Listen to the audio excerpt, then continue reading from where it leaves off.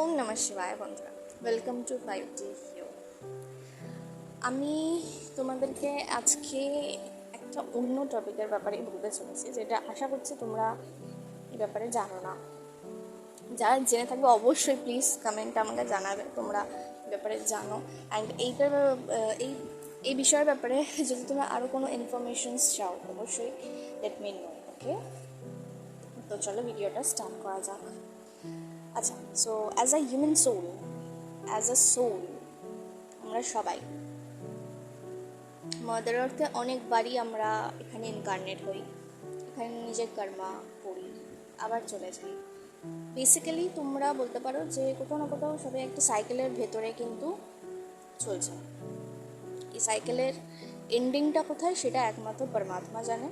যখন তার তোমাকে চুজ করার সময় চলে আসবে তখন সে তোমাকে চুজ করবে, অ্যান্ড যখন সে তোমাকে একবার চুজ করবে সেটা তোমার লাস্ট বার্থ হয়, সেটাই তোমার লাইফ টাইমের লাস্ট বার্থ হয়, অ্যান্ড দেন তোমরা মোক্ষা পাও, ঠিক আছে।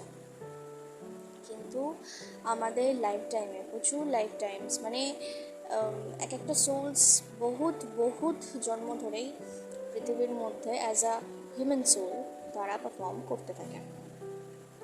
প্রত্যেকটা লাইফ টাইমে তুমি অন্য কারোর ছেলে হতে পারো, আবার অন্য কারোর মেয়েও হতে পারে। Now the interesting part is that কোনো সোল, যে কোনো সোল যে সবসময় ছেলেই হয়ে এসছে তা কিন্তু নয়। কখনো তুমি ছেলে ছিলে, কখনো তুমি মেয়ে ছিলে। এবার এখানেও আর একটা মানে ইন্টারেস্টিং পার্ট আছে, সেটা মানে তোমার কর্মার উপর ডিপেন্ড করবে। তুমি অ্যাজ আ ট্রান্সজেন্ডারও হয়ে চলে আসতে পারো। ইটস অল অ্যাবাউট ইউর কর্মা। ওকে, কিন্তু যেটা বলছিলাম যে কর্ডস বা সোল কন্ট্রাক্ট, এই বিষয়ে আজকে আমরা কথা বলতে চলেছি। কর্ডস মিন্স কি?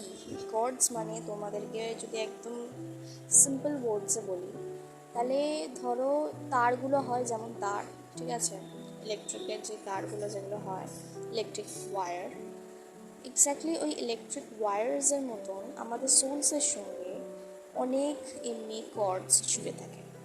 কার সঙ্গে? অন্যান্য সোলসের সঙ্গে। ফর এক্সাম্পল ধরো তুমি রাস্তায় চলছো, চলতে চলতে তোমার সাডেনলি কারোর সঙ্গে ধাক্কা হলো। এবার সেটা ভালো চাই খারাপ, ইটস ডিপেন্ড অন ইউ যে তুমি কেমন তার সঙ্গে বিহেভিয়ারটা করেছো, ঠিক আছে। যে তুমি তাকে মাফ করে দিয়েছো অ্যান্ড লেট গো করলে, নাকি তার সঙ্গে ঝগড়া করলে যে দেখে চলতে পারিস না, এই সেই যাই হোক। তো বোথ দ্য মানে সিচুয়েশন, এখানে কোথাও না কোথাও আমরা কর্ডসকে জুড়িয়ে নিই নিজের মধ্যে ওই পার্সনের সঙ্গে তোমার। ওকে, নাও এই কর্ডসগুলো কিন্তু তোমার বডিজের মধ্যে এনার্জেটিক্যালি চিপকে থাকে, তোমার অরিক ফিল্ডে, তোমার বডিজের মধ্যে। ওকে, এবং আমাদের যখন বডিজের মধ্যে প্রত্যেকটা মানুষের কর্ডস এমনিভাবে জুড়ে থাকে, তার মানে তোমরা বুঝতে পারছো কত কোটি কোটি কর্ডস তোমরা নিয়ে ঘুরে বেড়াও। এবার এই কর্ডসগুলো দিয়ে কী হয়? এই কর্ডসগুলো আমাদের যখন শরীরে বা আমাদের এনার্জেটিক বডিতে যখন অন্যান্য সবার সঙ্গে জুড়ে যায়, তখন কোথাও না কোথাও তার কোনো এনার্জি তুমি ইনস্ট্যান্টলি রিসিভ করে নাও। ভালো হোক চাই খারাপ হোক, তার কোনো গুণ তুমি রিসিভ করে নাও, তার কোনো ভালো কোনো কথা তুমি রিসিভ করে নাও, তার কোনো খারাপ কথা তুমি রিসিভ করে নাও। মানে রিসিভ মিন্স কি, আমি কি বলতে চলেছি, রিসিভ মানে হচ্ছে তার গুণটা কোথাও না তোমার কাছে চলে আসে ইনস্ট্যান্টলি, ঠিক আছে। অনেক সময় তোমরা এটাও দেখেছো যে আমার কোনো একটা মানুষের সঙ্গে তার কথাটা আমার খুব ভালো লেগেছে, ঠিক আছে, so I just pick their words of sentence, ঠিক আছে। আমরা সেই মানুষটার কোনো কথা যদি ভালো লাগে তাহলে সেটা আমরা পিক করতে চাই, কোনো গুণ ভালো লাগলে সেটা আমরা পিক করতে চাই।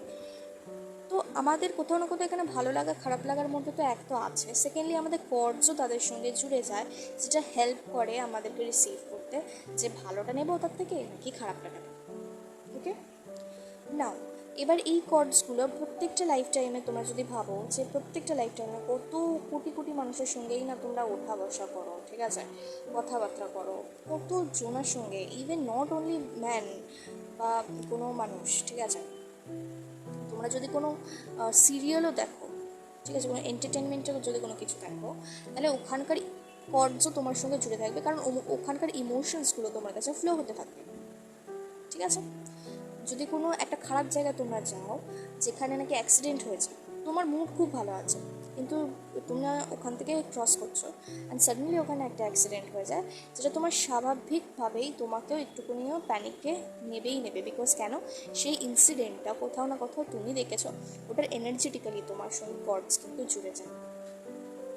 কী বললাম বুঝলে না? এই হচ্ছে কর্ডস। এবার সোল কন্ট্রাক্টস কী হয়? সোল কন্ট্রাক্টস ইজ লাইক যে আমরা, সোল কন্ট্রাক্টস হচ্ছে মেনলি কর্মার সঙ্গে ডিপেন্ড থাকে, যেটা আমি অনেকবার বলেছি কর্মা কীভাবে আমাদের লাইফ টাইমের সঙ্গে জুড়ে থাকে। তো সোল কন্ট্রাক্ট মানে হচ্ছে আমার এই অর্থে ইনকার্নেট হওয়ার আগে তোমার সঙ্গে আমার কোনো সোল কন্ট্রাক্ট থাকবে যে তুমি আমাকে এই লেসনটা লার্ন করাতে আসবে এই পার্টিকুলার সময়। ওকে, অ্যান্ড তোমার যখনই এই লেসনটা তোমার থেকে লার্ন হয়ে যাবে বা আমি শিখে যাব, তখন তুমি আবার নিজের রাস্তা, আমি আবার নিজের রাস্তা, just like that. Every single soul has its own soul contract. ঠিক আছে, এবং আমাদের মা বাবার সঙ্গেও আমাদের সোল কন্ট্রাক্ট থাকে। আমাদের মা বাবার সঙ্গে কেমন সোল কন্ট্রাক্ট থাকে, যে আমরা এই বাড়িতে, এই ফ্যামিলিতে, ঠিক আছে, এবং আমাদের মা বাবা এনারাই হবে এমনিভাবে আমাদের সোল, কিন্তু সোলদেরকে চুজ করে আসে। কোথাও না কোথাও তোমরা যদি সত্যি সেটাকে রিলেট করতে পারবে, তাহলে তোমরা বুঝতে পারবে ইভেন অনেক কেসেসে এমনও দেখা গেছে যেখানে নাকি সোল নিজে আসবে নিজের মায়ের কাছে বা নিজের নিউ ফ্যামিলির কাছে, যখন ধরো আসবে ওল্ড সোল, ঠিক আছে, কারণ সে অফকোর্স অনেক জন্ম সে নিয়ে যায় ওল্ড সোল।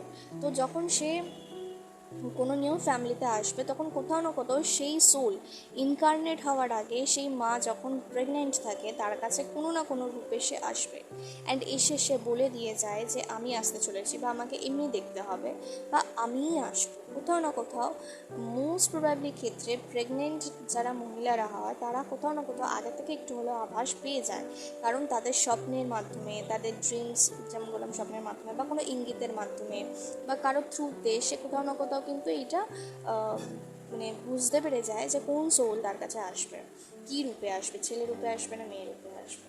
ঠিক আছে, সো এগুলো হচ্ছে সোল কন্ট্রাক্টস। এগুলো আমাদেরকে আগে মানে কী বলবো, জানানো হয় যে আমাদের কার সঙ্গে কেমন কন্ট্রাক্ট আছে, ভালো কন্ট্রাক্ট আছে না খারাপ কন্ট্রাক্ট আছে। Every single thing is a contract. ঠিক আছে, যখন তোমার সেই সোলের সঙ্গে সোল কন্ট্রাক্ট পুরো হয়ে যায়, তখন সে অটোমেটিক্যালি রিলিজ হয়ে যায় তোমাদের লাইফ থেকে। এমনি করে হচ্ছে মেন। নাও এবার সোল কন্ট্রাক্ট অ্যান্ড কর্ডস যেগুলোর কথা বললাম, এই সোল কন্ট্রাক্ট অ্যান্ড কর্ডসগুলোকে কীভাবে রিলিজ করা যায়, কীভাবে ব্রেক করা যায়, অ্যান্ড এটার ব্যাপারে আরও ইনফরমেশন আমি নেক্সট ভিডিওতে আনবো, পার্ট 2-তে।